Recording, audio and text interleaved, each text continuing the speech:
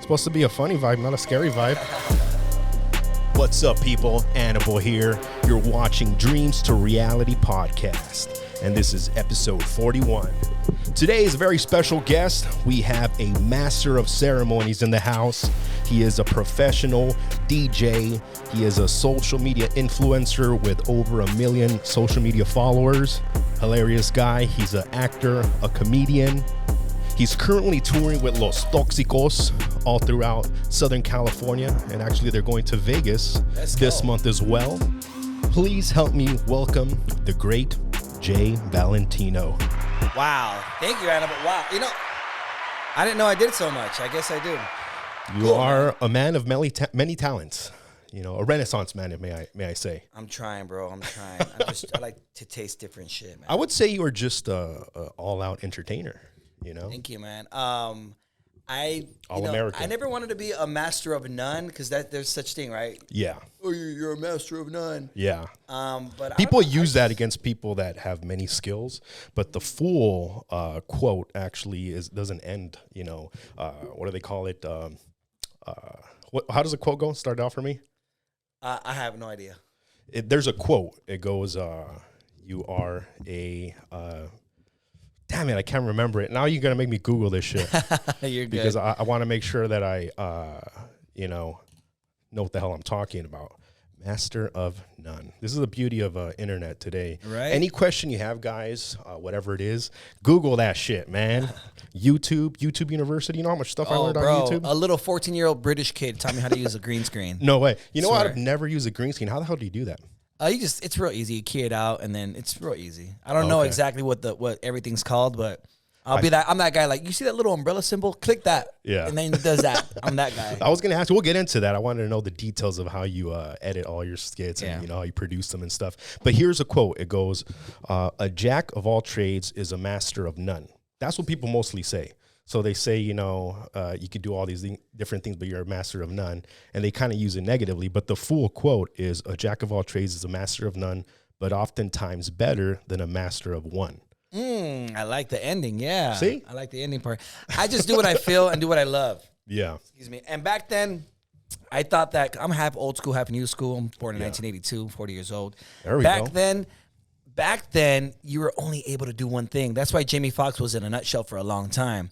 You know, a lot of people don't know that. They did not respect him when he tried to, put out music back in the early 90s. Because he remember that. 1 minute he was Shanae or Laquita. What is it? I can't remember his Shanae. I think it was Shanae. But you know what? Even back then, I remember watching his special when he hopped on the piano and then he'll start singing. I'm like, holy shit, this dude's an amazing singer. He's amazing. But back then, they were like, nah, man, you're a comedian. Don't try to, sing to the ladies. And when he was able to sing. Yeah. And, just as time passed, he started doing dramatic acting. Yeah. And then he got back into singing. And I bought like 2 of his albums when they first came out. Amazing. Yeah, it's awesome. Have you heard his story when he met Kanye West? Yeah. I saw that. It's a crazy story, man. It's great. Yeah. So he inspired me to get out of that bubble. Because for a minute, I was just DJing. And I did DJing, and then I did comedy, stopped doing comedy, and then I got back into DJing. And I miss comedy so much, stand up more than anything. Yeah, just this. When was it? Last a week and a half ago. I saw you do your stand up with Los Toxicos, and I had no idea you even did comedy. I just thought you did your DJing stuff, and then I knew you from social media and your skits.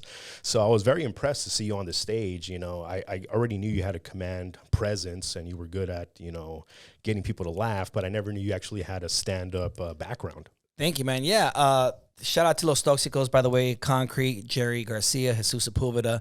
Amazing. Concrete's the one that hit me up, man, about a year ago, and it was already in the back of my head for a while. Like, yo, it was at this moment that he knew he fucked up. This is missing. Oh my God! I hope that has a protector. No, it's fine. It's all good. Are you sure?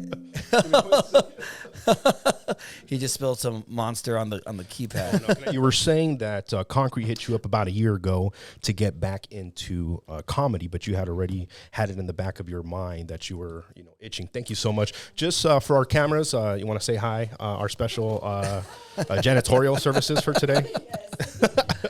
We have a guest of yours in the house. You guys just did a skit today. What is your name again? I'm sorry. Danny Rose. Danny It's at Rose. Danny with 2 eyes .Rose. Awesome. Make sure you guys go follow her. Yeah. So man, he hit me up. It was already in the back of my head. I missed it already. I had missed it. It was you know, I understood that in order to do that, it's facing my biggest fear. I mean, public speaking is one of the hardest things to do in the world. Yeah. Stand-up comedy is public speaking with jokes. You know? Yeah, it's crazy. I mean, it's have you ever bombed? Of course. How does that feel? I tried. Fuck. My level of not giving a fuck is pretty high now. Okay. My level of not giving a fuck is pretty fucking high, but I am human. I'm like, fuck. Yeah. But I try not to dwell on it so much. Yeah. I think that's the biggest problem that people have when they want to pursue something, whether it is comedy or something else, is that feeling, that fear of failing. Yeah, you're gonna fail. Of looking stupid in front of other people, Right. of people laughing at you, saying, "Hey, you're not good at this thing that you want to pursue." But there's a process. You know, Yeah. you're always gonna suck at whatever you do the first time. You know, like when you look at a baby and shit, and they're learning how to walk and they fall over. Yeah, like, you suck, Yeah, baby. you're Yeah, like, I get it. stupid baby. I always make fun of babies. I can't stand them. They're so dumb. I'm so lazy. I'm kidding. No, but yeah, nobody wants to suck at the beginning, and I think I'm coming in okay. You know, not completely sucking. Yeah. I hope so. But I'm learning as I go, man. I'm learning as I go. I'm pacing myself. You know, making more eye contact with the crowd as I'm delivering jokes. You know, I'm actually getting to be more loose up there. Yeah. Even with my physical comedy, because I love physical comedy. Yeah. And I love using the props on stage. There's always a stool and a mic stand and a mic cord. Yeah. Those are all props. You got to hump the stand, bro. You gotta Joe hump the Rogan. stand. You gotta hump the stand.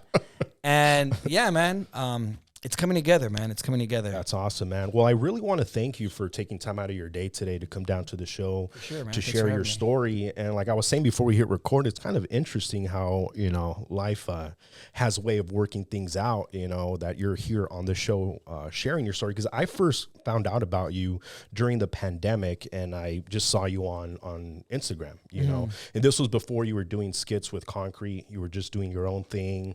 You had, you know, different girls doing skits on your social media, and I think that was a good way for you to grab a lot of attention. Oh, it grabbed attention. It got me banned from live for a couple of weeks, actually. Yeah, that's actually my ex-wife that got you banned, bro. We don't say names on this show, so Oh, I'm gonna sorry. be blanked out. Yeah, He's your ex-wife? yeah. Are you serious? You have a kid with her? No. We had 2 stepkids, but you know, I'm gonna have to edit all this shit out. Oh, sorry. Interesting. Yeah, but you know, yeah, it was my ex-wife that got you banned from. Wow. What a horror. Interesting. Yeah, so Small world. at that time, you know, I just saw you like, oh, this dude's hilarious. You know, he's got a good presence of, you know, capturing attention, you know, which is one of the subjects I really want to get into, because in today's age, if you're looking to be successful in anything, you can't do it yourself, and you're going to need, you know, to garner an audience. You need to garner a following, which I see you as someone that clearly has been able to do that. You got over 1 million social media followers. I consider you a social media influencer. You know, things that you do, people find interesting and funny and appealing. Do you think that's just, you know, something that's God-given, or you think it's something that can be taught and, you know, anybody can do it? I think a part of it is God-given, but the rest is work, hard work, you know, and consistency. There's a lot of dancers out there that have rhythm, but they don't become the greatest dancers because they don't, you know, they're not doing choreography. They're not, you know, applying themselves every day. But I think you have to have like a core, you know, of it. And it goes from there. It goes from there if you're consistent at it. Like comedy, there's a lot of dudes that I saw 15 years ago that I didn't think that were that funny, you know? Yeah. No names, respectfully. I didn't think they were that funny. Yeah. They kept at it, but they had a base. They had a foundation. They were funny, but they just weren't hitting on stage. You know, a lot of greats bombed their first time. Eddie Murphy, Dave Chappelle, they all bombed. Right. But they knew they're funny. Nah, I'm funny. So they kept doing it. Yeah. And look at them now. Yeah. You know, and these guys that I saw a decade ago, they're killing it now. They're killing it. Yeah. So I think just like anything else, if you work that muscle, you'll be okay. Yeah. I think it does require a certain level of ego, you know, to be successful. You have to believe in yourself. Yeah. Because if you don't, I mean, who the fuck else is going to believe in you? I have that on my whiteboard right now. Just believe. That's it. believe. That's it. Yeah, it's a powerful tool to get you where you want to be. Because self-doubt is a fucking poison, man. Yeah. Like, it will cause you to do things that, you normally wouldn't do, because you're in a state of fear. Right. So I do see your point, where if you have something, a little spark there, keep working at that shit, Hard work beats talent when talent doesn't work. There's a lot of motherfuckers that are better DJs than me, that are, better actors than me, that are better MCs than me, better stand-up comics, but they don't apply themselves. Right. The work ethic has a lot to do with it as well. Yeah, I've seen you consistently put out content all the time, and it's hilarious content. I seen you do a bunch of skits with your mom.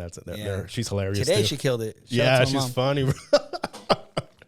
I had a question about that. Does she come up with her own lines, or do you guys script this? I figured the lines, but I mean, some of them I'll be like, "What would you naturally say here?" And she'll be like, "What on chat, motherfucker?" And and it goes from there. I'll be like, "Oh, that sounds forced. Or it looks like you're acting. Yeah. Let's not do that. Be more natural." Bro, you're a producer too, huh? No, yeah, for sure. That's awesome, man. You got to wear all the hats.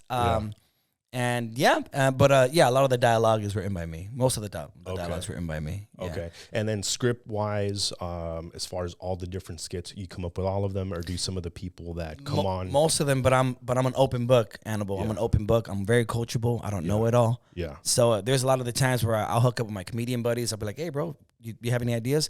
"Bro, I was thinking about doing like a Latino Mexican Shark Tank. You should do that shit. Your mom's trying to sell the Chinzuka." I'm like, "That's a great fucking idea." Yeah. And we put it to work, and it was me, Jerry Garcia, and my boy Martin Rizzo. He opens up for Felipe Esparza. That's awesome. We put it together. Did great. Yeah. Did great. Jerry Garcia, "We should do a skit of me dating your mom." That's fucking funny. And I would only let you do that, Jerry. Yeah, okay? he's the only guy you would let. Yeah. After that, wasn't there one with like a dancer guy? Yeah. But he was eye candy for the ladies, so it really worked out. It was funny, and there was eye candy for the ladies. Yeah. It's usually only eye candy for the guys. You know what I mean? That's true. Yeah. So the ladies love that. Yeah. So like your audience, would you say it's like 90% men? No. My audience is like 55% men, 45% women. Oh wow, that's really good. It used to be 50-50. Yeah. So that's why I'm working on my abs now, so I could get back to the women. So, as far as your career, so you said you started off as a DJ first. Was that the first thing in the entertainment world that you started off? Yes, for sure. When I was 15. Oh shit! So you've been doing it for a really 25 long years. time. Yeah. Wow. And now you're. I see you are hosting a shitload of different, concerts, tours. Not only Los Toxicos, but you're doing like a major concert events. How did you get into that? Well, I was aiming towards that. I've been DJing forever, nightclubs professionally for the past 13, 14 years. And What type of nightclubs, bro?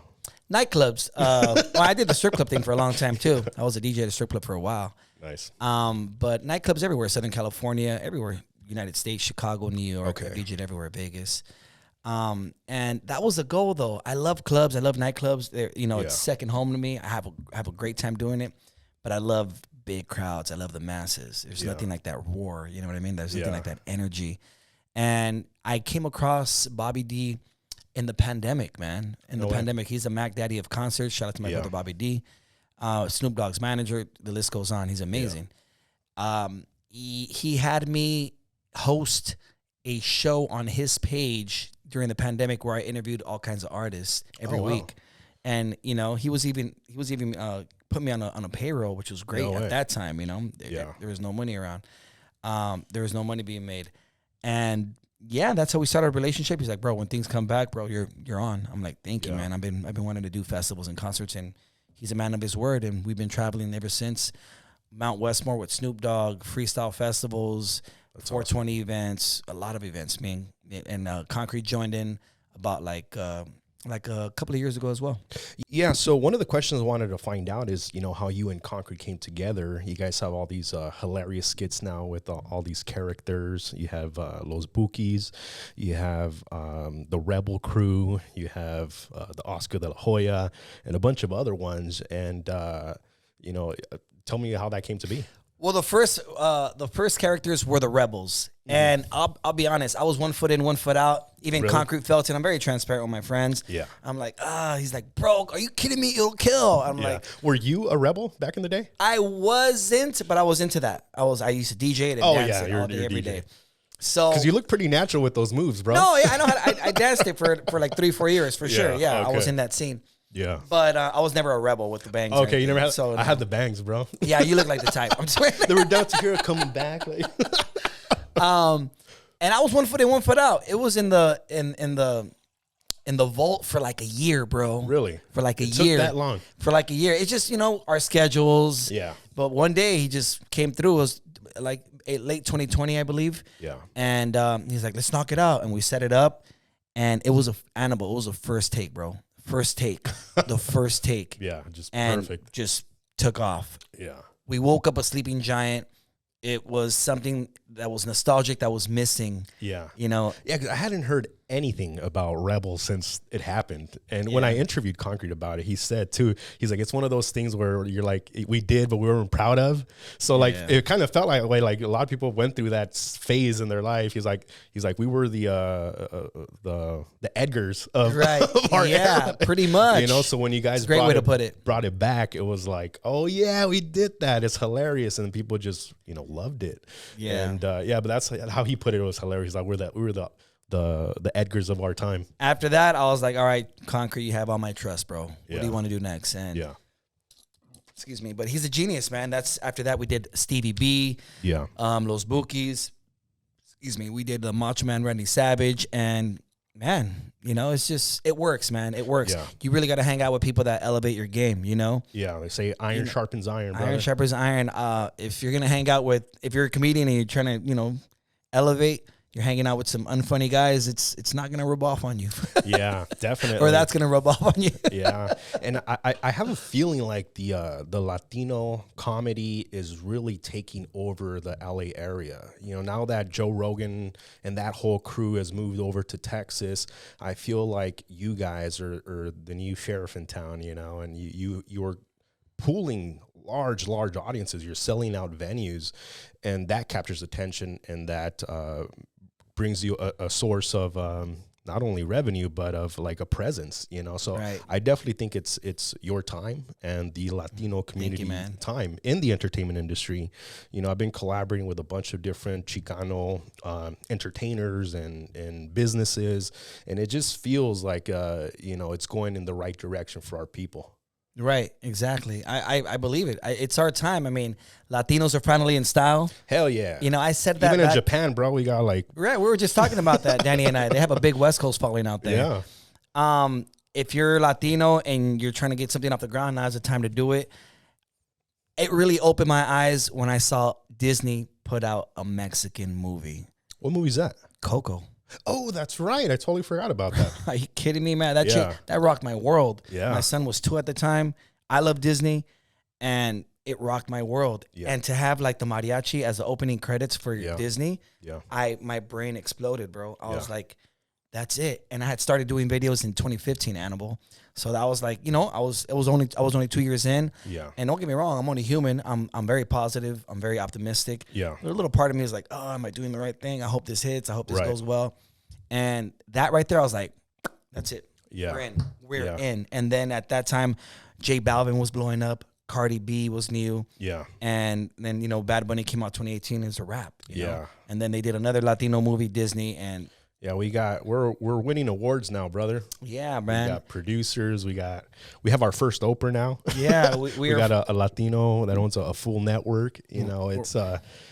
It's growing for us. So it's a good time for the Latino community. Doesn't matter where you're from, Mexico, Salvador, wherever. The community of Latino America is united, and it's growing, and we're supporting each other. So when I see someone that's just like me being successful, I want to find out what are they doing. What inspired them to follow the path that they're on, and where they're going. So I did want to talk about social media, because you said you started doing skits in 2015. That's not too long ago. No. And now you're at 1 million subscribers and followers throughout your social media platforms. That is not something that's easy to do. And I just know that through personal experience. I would love to have 1 million followers, so I know it took a long time to do that. What are some of the key things that you would recommend people to do to gain such a following? Don't overthink. Stay consistent. Stay original. Yeah, it's easier said than done, but stay consistent. Don't overthink. Do your homework. There's a science to it. As far as posting. Yeah. You got to post when people are out of work. Do you have like apps and stuff to do that, or you just kind of did No, the research and kind of do it on your own? I have buddies. I ask questions, and I encourage people to ask questions. I let my son know, buddy. Hey, you don't know it all. Don't ever act like you know it all. Yeah. Ask questions. Don't be shy, buddy. Shy doesn't make money. Right. Ask questions, and I try to be a big example on that. And I'm not shy to ask questions, man. I'm not. I ask my buddy. He geeks out on social media algorithms and all that. Yeah. And shout out to my brother J-Main. He figured it out. He found his niche. He's at 4 million followers on TikTok, Jesus. And he just hit 1 million on Instagram. Congrats, J-Main. Yeah. And he breaks it down for me, bro. Okay, you want to post here, you want to post there. You want to keep it at least under 15 seconds, 13 if you can. Yeah. But I know you're doing comedy. Sometimes it's harder to get the point across within that amount of time. Try not to go over 25. Yeah. People have a short attention span. Post at this time and this time and this time. If you're doing shorts, do it this. Like, he broke it down for me. Yeah. But on top of all that, man, it's just not overthinking and executing. Yeah. Having fun. Don't forget to have fun with it. Yeah. I forget to have fun with it sometimes. Yeah. Yeah. It could be stressful. I can see it, because myself, I'm running my own business, which requires me to utilize social media and, post content and put things out.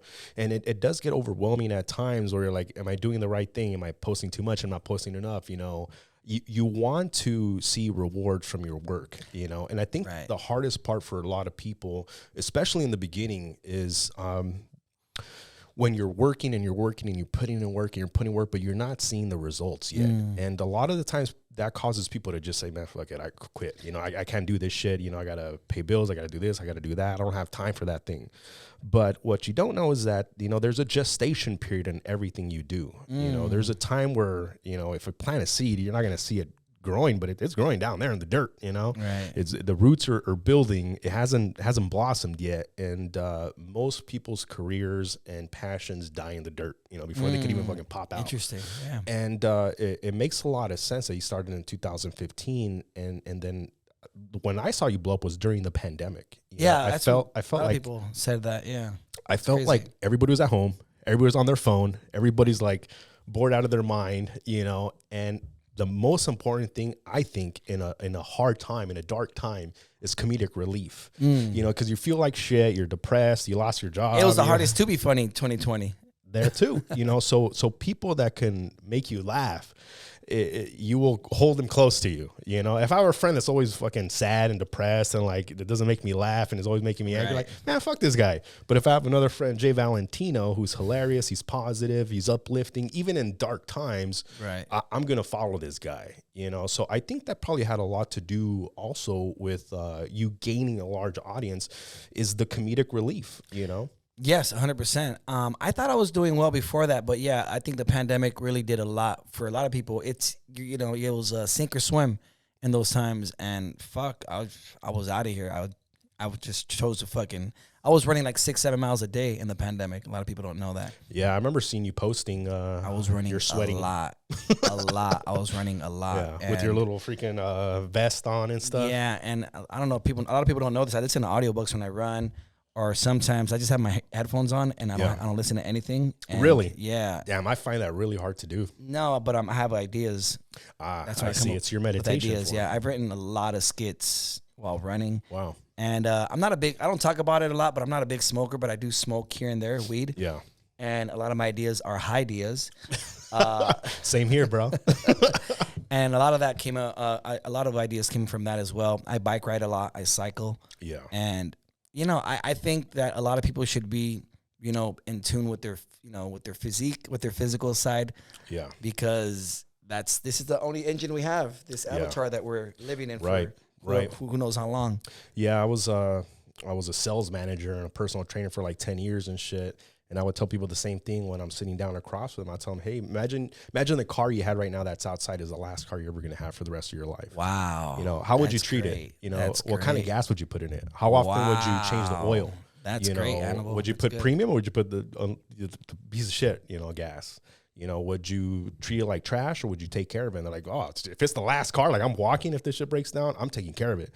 Like, well, you have one body. What are you putting in it? You know, how you treating it? Very well. So I agree. If you're trying to accomplish a big, oh shit.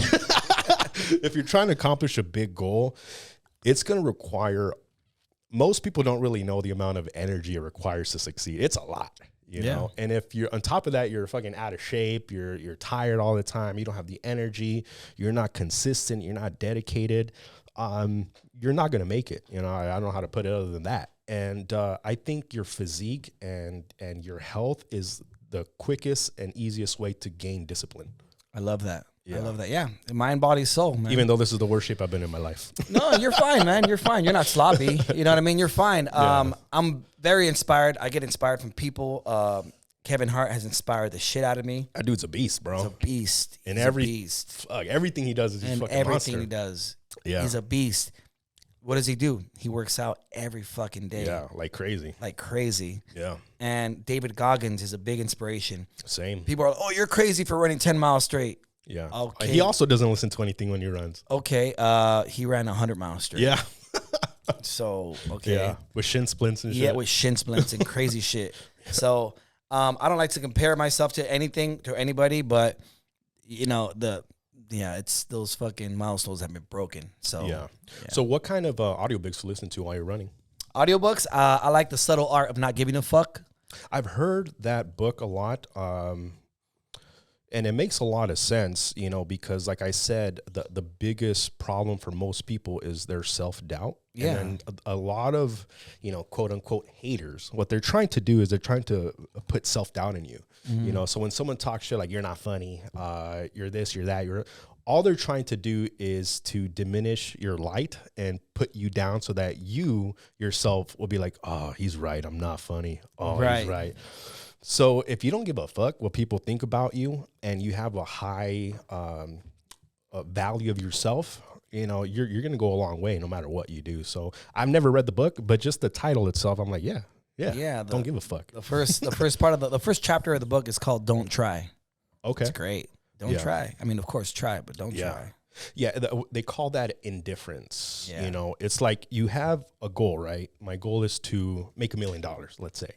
The next thing you do after you make a goal is you create a plan, right? So, okay, I'm in the videography business. So it takes me, you know, I have to make X amount of dollars a month, you know, in order to make X amount of dollars a year. I have to make X amount of dollars a week to make X amount of dollars a month. And then you break it down and be like, okay, that means I have to make this amount of deals per day or per week or per month. And in order for me to get those deals, I need to call this many people based off of my closing ratio. And I need to do this. I need to do that. You create a fucking plan. And then after you create the plan, you execute it. So you do it every single day. These are the tasks that I must accomplish every single day. And let's say a month goes by and you don't hit those goals. You know, you shouldn't worry too much about the outcome as long as you're accomplishing the task that you're doing. And then what you can do is you can reiterate the plan. If it's not working, you can reiterate it, you know, but you have to have a goal and a plan, and you can't constantly be thinking like when I tell people, like, you want to lose weight, right? This is what we have to do. You have your nutrition, you have your workout regimen, and you start doing it. A month goes by and they haven't really lost much weight because they're looking at the scale every single day. You're like, give it some time. You're in that gestation period that we're talking about. You know, it's going to take you a little bit longer for you to lose 100 pounds. It's a lot of weight. But most people will look at the immediate results, like, I want it now, I want it now, I want it now, and they give up, you know? Right. Which is why, and a lot of people capitalize on that, you know, that's why gyms make all their money in January. Bro. You know? Bro. You know, it's like what Planet Fitness did was freaking, it was brilliant. Yeah. They have millions of people that pay and never go. Yeah. Brilliant. Because it's so cheap. No judgment zone, cheap. Yeah. Millions of people bought it. If all the people that bought a Planet Fitness membership went to the gym at the same time, there would be no room for them. No, they have so many freaking members, but I would say probably like 10%, if not less, actually go. Smart. They did that on purpose. Yeah, of course. That's their business model. Amazing. You know, that's amazing. I don't think it's a good model to actually help people get in shape and lose weight, but it's a good business model to make money. I mean, at the end of the day, it's just all up to the individual. Period. Yeah, nobody's going to run for you. Yeah. No one's going to, lift those weights for you. Nobody's going to tell you what to eat, not to eat, slap it out of your mouth. So at the end of the day, you're right. It's self-accountability. Exactly. You can't blame anybody. No. That's awesome, man. So I wanted to talk about social media and treating it as a business, because maybe about a month ago, I had reached out to you because I've been doing this show called The Face Off, where I have 2 MMA fighters that are going to be fighting for a title belt, face off and pretty much talk shit, just like Max Kellerman's show. And I thought about the skit that you did with Concrete, the Oscar de la Hoya, and what do you call it? The bite size? No, not the bite size. Fun size Vargas. Fun size Vargas. And I thought, you know what? Why don't we do the same thing and then use it to promote an MMA promotion? So I asked you, like, how much you guys charge, for a showing, and you told me, like, that's a lot of fucking money. And then you told me how much you were making from your advertising that you do on your social media platforms. I'm like, fuck, this dude must be making a shitload of money, because I see you constantly posting advertising. And I remember because my ex-wife also was like a social media influencer, and she would constantly get all these different companies that would pay her just to advertise on her story, on her posts. And I think social media itself has become a major source of revenue for a lot of entertainers, Right. So did that just happen by default, or is that something that you purposefully did? No, I mean, that just came with that, with what I built, that's when you have eyes on you, that's what companies are looking for these days. Just the eyes on you. I was just talking to her about that earlier. If I was chasing money, I wouldn't be where I'm at right now, I guess. Yeah. I wouldn't. If I was chasing money, if Snoop Dogg was chasing money, he wouldn't be where he's at right now. Yeah. I just stay in the kitchen, man. I just stay working on the art, and the rest comes, the followers and the brand deals and everything else. Yeah. And at the moment, that's just what my rate is at the moment for how many followers I have, the engagement I get. Yeah. I think that's what I work with right now. It's what I'm comfortable with, and what's fair at the moment. Obviously, when I hit 1 million followers on Instagram, the rates change. Yeah. When I was talking to you on the phone, I could tell that you treated it as a business. 100%. Because when I talk to other people, they're not very structured in the way that they do things. And I asked you, you were giving me a lot of follow-up questions. How much time? What is it you require? This and that. You were punching in numbers pretty much, trying to calculate. And then you gave me in a very concise way the value that it is that you brought, because a lot of people, they don't know how to showcase their value. Interesting. They just say like, oh, I'm a photographer, and someone comes to them and says, I need some photos for my product. And they're like, how much do you charge? I'm like, oh, I'll charge you $150. They're like, oh, that's too expensive. Okay, I'll do it for 75. Can you do it for 50? Yeah, sure, I'll take it for 50. That's a bad business person. Yeah, the good business person is like, I need a photographer for my products. That's great. The photos that I provide for you are going to allow you to sell more product. It's going to allow you to showcase what you're doing, your brand, to be able to, get more merchandise sales or whatever it is. You're selling your value instead of just looking at the dollar, like your time, so I see you as a business person on top of being an entertainer, and it's kind of rare. And in most self-employed type of businesses, people just look at it as, that's what I do. Like I'm a barber, I'm a comedian, a whatever, instead of, this is my brand, this is my business. So I see you more as a business person. You got your merchandise, you got multiple sources of income, you got your social media, you got your stand-up comedy, you got your hosting, you have your DJing, you have multiple streams of income that you've generated from a lifetime of work. Right. So it's a special thing to see. Awesome, thank you, man. Yeah, I treat it like a business, 100%. I've shot myself in the foot before, of course. Who hasn't? I've shot myself in the foot before. Like, I've quoted people like, this price when, and then in reality, the deliverables were crazy. Yeah. And but now everything's through trial and error, everything's broken down, and it's a business. Yeah. I think in the beginning of whatever you do, when nobody knows who you are, when nobody has seen your skills. Sometimes you have to do that. You have to, give before you receive. There's universal laws. No matter what, you can't, like I just spilled my freaking drink. That was gravity. That was inertia. Those are laws of the universe. There's certain laws that you cannot fight. I don't care where you think gravity works or not. Like, There it is. And one of those laws is the law of giving and the law of receiving. You know, what goes up must come down. And you have to give before you receive. You have to provide value. And that's sorry to cut you off. That's all these videos that I've done the past, 8 years. I didn't see $1 till like 3-4 years into the game. Yeah. So I gave a whole lot. Yeah. And as far as brand deals go, yeah, there is some brands that I was like, fortunate to work with at an early age, at an early stage, that made sense for me at the moment. Yeah, I'm not going to turn down Michelob Ultra. They're Michelob Ultra. Yeah. They're not paying much, but I want to tie my name to Michelob Ultra. Right. I'm not going to turn down Disney Plus. Are you kidding me? Yeah. I don't care how you much. work with Disney Plus? I didn't know that. Oh, yeah, it was the first gig me and my son got together. Oh, that's It awesome. was special. It was just a picture, but it was cute. It was for a cool movie, and just a wholesome picture of us eating popcorn on the couch, like with the remote. That's awesome. It was in top dollar. Of course they're super, rich. They have all. They got money.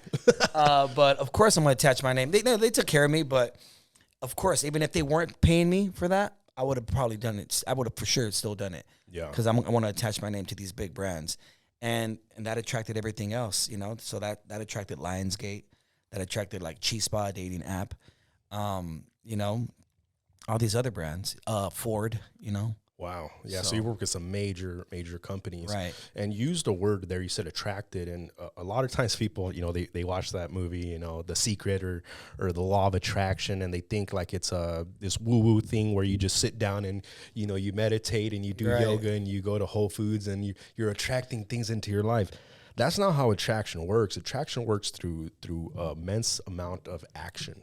It's an immense amount of work, and you develop this gravity about you where things are being pulled into you from the amount of work that you're putting in. And I don't do it for the money, Annabelle. I don't chase money. The only thing I like about money is the freedom, and I don't chase it. I know my value. I know what it is. But I don't do it for the money. I love the art. I love creating art. New ideas, turn me on more than money, straight up. Yeah. New ideas give me way more satisfaction than money. Way more. A video doing well, getting a great feedback, that gives me way more satisfaction than money. Yeah. Money's just a tool for me. I love the freedom of it. I hate lacking it. I'm very frugal. I'm like super chilled. This jewelry was hooked up. This was hooked up. Yeah. This is my merch right here. I'm very frugal. Money doesn't burn a hole in my pocket. Yeah. It doesn't, but, I've always worked hard towards it, because growing up, I always heard my mom complain, "Oh, no hay dinero, no hay dinero." And that, just hearing that all the time, got on my fucking nerves. When I grow up, you're not gonna worry about money, Mom. Yeah. And neither am I. Yeah. So I do like. The only thing that I like about money is the freedom. I love the freedom that money gives. That's it. Other than that, it doesn't make me as a person. I'm not that. Oh yeah, fuck yeah, I got money. Yeah, fucking. No, I'm not that guy. I'm not. Yeah. But if I'm like hanging out with somebody, I'm a host. If I'm with a woman, I'm a host. I'm taking care of it. Right. But I mean, as a man, speaking to another man, I feel that our purpose as men is to provide security and safety for our family. Amen. So you need to have a certain amount of revenue coming in to do that. What's safer? Some car that's about to break down on you and has you haven't done an oil change on it for like fucking eight months or something, or a nice new car that's safe. It's got, airbags that work and shit. Like my car when I grew up, bro, it was like a beater, bro. I don't even know how that shit turned on half the time. It would break down in the middle of the freeway. I was like, we almost died like 6 times on that sucker. But like, I was like, when I grow, like, I don't want to do that to my family. I want to make sure that I'm in the position where, we have a nice home in a nice area. It's safe, it's secure. So I do believe there is a necessity for money. But Bob Proctor talks about this a lot. He says there's only 2 purposes for money, and one of them is to make you comfortable, so you can have a nice food. That's the nice house, a nice car, the nice clothes. You're comfortable. And then the other thing is to allow you to expand the reach that you can do to help people. So if you say, I want to help my mom, I want her not to worry. Well, you can't help your mom if you can't even help yourself. I want to help the kids in Africa. Like, well, you can't help them out, bro, if you're broke too. Right. Like so the best thing you could do for the poor is not be one. Right. Is first take care of yourself, make sure that you're healthy. It's like, oh, I want to help you lose weight when you're like out of shape. I want you to do this when you're not even taking care of yourself. Makes sense. So everything is internal. Everything is looking at yourself first and fixing your situation before you look external. I like that. So that's good, man. But it's kind of funny because I wrote down right here, a genuine expression of art was one of the topics I wanted to get into, and you just talked about that. It sounds like you found your passion in life, what brings you joy.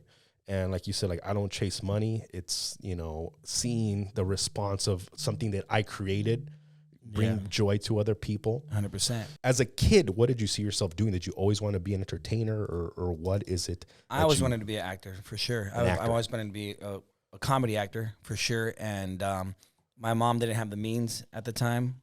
I was in acting school for like a month. Oh, really? Yeah, but it's super pricey, and especially back then, like, they were really shady. He'll be the next big thing, and I wasn't focused. I had ADD. How old were you? I was like 8, 9. Oh, wow. Yeah. Did you ever audition for any commercials or anything like that? No. I was just like, I went to a couple of classes. That's about it. And they try to brainwash you and all that. But my mom, she didn't have the time or the means. Yeah. And yeah, for sure, Jim Carrey was one of my first influences, for sure. Yeah. It's a funny story. I did a podcast about a month and a half ago with my friend, Gary Cornegay. This dude makes he's a multi-millionaire. And I was like, hey, you down to come on the show? And he's like, yeah. He's like, but can you come to my loft? And I was like, yeah, sure. So he shoots me the address. It's in Beverly Hills. He has the penthouse suite. Sick. On this gigantic freaking apartment complex in Beverly Hills. But he doesn't tell me the number. He just says, go to the front. And I pull up in my car, bro. There's like Bugattis, Maseratis, Bentleys, like all these high-end exotic cars outside, right? And I go in, I'm like, I'm here to see Gary Cornegay. They're like, all right, cool. Take this elevator all the way to the top. He's on the rooftop penthouse. I was like, oh, cool. All right. He's all the way in the top. So I hit the button. I go all the way to the top, and I get there. I'm like, he didn't tell me which door was. I think he's the only one up here. So I go and I knock on the first door I can, and guess who opens the door? It was Jim Carrey. Are you kidding me? No, I swear to God. My God. I was like, you're not Gary, because Gary's this like 6'5" black dude. He's big, and Jim Carrey opens the door, and I was like, I got caught off guard. I was like, this is my childhood idol, bro. I was like, are you kidding me? No, I swear. And he was chill? He was super chill. And I was like, oh, I'm so sorry. I was like, I'm looking for Gary Cornegay. He's like, oh, he's my neighbor. He's across the street. I was like, I'm so sorry. He's like, oh, no worries. He lives there, or is it just one of his homes? No, that's where he lives. And I go across, I was like, Jim Carrey's your neighbor? He's like, oh, he's there? He's like, yeah. He's like, yeah, he's my neighbor. I was like, oh, she's like, we're the only two up here. I was like, that's fucking crazy. I was like, oh my God, I just met Jim Carrey. Goodness. He's a super cool guy. I thought he had a house. He has like multiple houses, but that's where he stays most of the time when he's out here. Wow. Yeah. That's super dope, yeah, that's man. cool, man. Oh, and, so you really need to be buzzed up there, huh? Yeah. You can't just go up. No, you can't just go up there. Yeah. And like, it was like Emmy weekend too, so there's a bunch of like celebrities. Wow, I don't know. There. That's probably the only person I'd probably find out with. You would what? That's probably the only person I'd find out with. Jim Carrey. Yeah. Probably the only person I'd find out with. Yeah. For sure. He's freaking hilarious, man. So I remember as a kid, like, watching his stand-up, watching his movies. I love, what you said your favorite is The Mask, right? For sure. Yeah, Liar, Liar was hilarious. So I really, really respect Jim Carrey and what he's done. Yeah, I'm really into the animated acting, Yeah, I can see you're a physical actor, comedic actor. For sure. So what are you working on now? What are your long-term goals? I mean, it sounds like you're turning your dreams into a reality. You have been through your whole life. What's to come for JValentino? Well, I'm going back to that. I'm facing my fears. That's what it is. Number one, turning my dreams into reality. Yeah. Facing fears, because a lot of, I was fearing doing stand-up for a while, and I'm actually That's doing right. it. This has been the most uncomfortable year of my life so Really? far, which is great. You look like a natural up there, brother. Thank you, man. Thank you. Behind all that, I'm, pacing back and forth. Yeah. And a lot of reading, a lot of rehearsing. Yeah. But movies are forever. Acting is forever. You could act up until you're 90, 100. Yeah. Stand-up comedy till I'm like 60. DJing, I'm probably about 50. But who knows? I don't know. know. If I still love it, cool. I'll probably keep doing it, Yeah. But yeah, movies. I'm really interested in just getting on set and really, Have you creating some great auditioned for any particular movies or Thankfully, shows? these last two movies that I've done, have came to me. These last 2 projects that I've done have came to me. What are these projects? Horchata and Oat Milk and The King of Downey. Oh, that's right. With Jerry, came out on that one too, right? Yeah, exactly. Okay, didn't you guys get nominated for an award? I believe so. I'm not sure. Yeah, Did I we? think King of Downey got nominated for an award. Super cool. Yeah. Yeah, so a lot more acting and yes, excuse me, getting down to the nitty gritty and doing auditions. Thankfully, my following has been able to, grab the attention of some, directors and producers, and they hit me up. But yeah, I don't mind doing the footwork. Yeah. Do you have an agent? I don't. Okay. What kind of acting would you want to get into? Do you want to be a comedic actor, or do you want to do some serious I'd love stuff? to be a comedic actor, but I know that eventually I want to really test my acting skills with dramatic acting. Yeah. This is the first time I ever said that. Interesting. There you go, brother. Or do you plan on getting back into any comedy schools, or are you just going to go off of your natural talent? No, I mean, thankfully I'm around. I'm not, ignorant about that. Like, I'm not saying I know it all, but I'm around some cool people that I write with, Yeah. But I think I'll be all right without the school. And, as far as acting school, I mean, I don't, if, let's just say I land a show and they like my acting, but they want to, up it. If they're, if they offer something, then I don't mind, taking some classes, Yeah. I'm not ignorant about that either. Yeah. Yeah. Would you gain 40 pounds for a role? Oh, that's a great question. Yeah. Because I know you're super into fitness. They're like, hey, man, you're perfect for this role, but he's a fucking little fat You fuck. know what? Like I said, I don't know, man. That's a great question. If I was passionate about it, if I felt it in here, if I was really passionate about the role, and they compensated me well. That's the main thing. I thought you didn't care about money. Yeah. No. To do that, they better pay you. Yeah, on top I'm thinking of of what's his name, Christian Bell. No, I mean That fool went from like a skeleton to like gaining like 50 pounds and to becoming fat. Like, he doesn't know. I'm sure they do everything the legal way, but I would want like insurance. That's dangerous. You know? That's dangerous. I mean, but hopefully it doesn't have to get to that. If that role does come about, producers, talent scouts. there's fat suits these days. That's true. The CGI is amazing. That's true. And like the whale with Christian. Yeah. What's his name? Encino Man. Yeah, freaking Tarzan. I forgot his name. I did too. Brendan Fraser. Yeah. Fraser. Or did you see the new John Wick movie? No, I haven't. Okay, the one of the villains is Atkinson, which is like this super ripped buffu from Undisputed. He's like a mixed martial. Well, he's like a martial artist, like just 8-pack and shit. And he's like this big fat dude, but it's all like a fat suit. He didn't have to. He didn't have to gain 80 pounds for it. There you go. You see. But he moves like a skinny guy, and he's like kicking and doing all this crazy. It's really cool. That's awesome. Yeah. So I mean, acting is a whole nother ballpark. And would you say what kind of? Because there's different types of actors. Like what do they call those? That get really into the role, like Joaquin Phoenix and right method actors. Yeah. Would you be like a method actor or more like? I kind of get that. I get that. I see myself getting in character before the cameras go on. Yeah. So, because I saw you behind stage on Los Toxicos tours, and when you were getting in your wardrobe, I can see you becoming that character before you even hit the stage. You could tell you were in your mind. You're putting on the wig, and you were warming up. You're warming up your legs for your dance moves, and I'm like, oh, he's getting into character. Mm-hmm. And every person has a process right. when they're doing something. Football players, baseball players, that have little things that they do. Actors, even me, like I told you, I'm gonna get into state before I hit record, because you do have to get into a certain state of mind for that particular thing that you're doing. And so I also understand method actors, because they're really, really, really trying to portray that character. Right. And you can't do that if you're not really 100% in. Right. Jim Carrey's a method actor. Well, he did for that Andy movie. He was a method actor. There's a behind the scenes Netflix documentary on that. So, but I get it. I've done a little bit of that, but I'm sure I would be if it required that. If I was on a big, set, and the character was, something that's not me. Yeah. I'd probably do that. Yeah. I get it. There's other talented people that I've seen that are amazing actors that just get into the character good for them. But I think I'd probably be a method actor. Yeah, that's awesome, man. Well, look, brother, I really want to thank you for coming on the show. Me, man. This is awesome, man. Yeah, and sharing your story. I gained a lot of insight into your story and why it is that you are succeeding in what you're doing. I'm very confident you will be a successful actor at one point. Thank you, if you man. continue down the path that you have been for these last 30 years.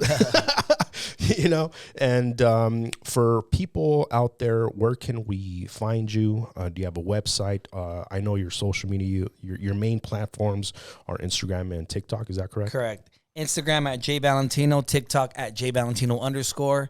And yeah, those are the main platforms. Right Awesome. Guys, make sure to follow JValentino on his Instagram and TikTok. Also, we have Los Toxicos tour. They have their next event coming up on April 26th, Yost Theater, Santa Ana, California. That's it. It's a historical theater, 1,000 people capacity. Awesome, guys. Make sure to get your tickets now. You can purchase those at theyosttheater.com. That's April 26th in Santa Ana. Make sure to subscribe to the Dreams to Reality podcast, YouTube, and Instagram, and we'll see you guys next time. Let's get it.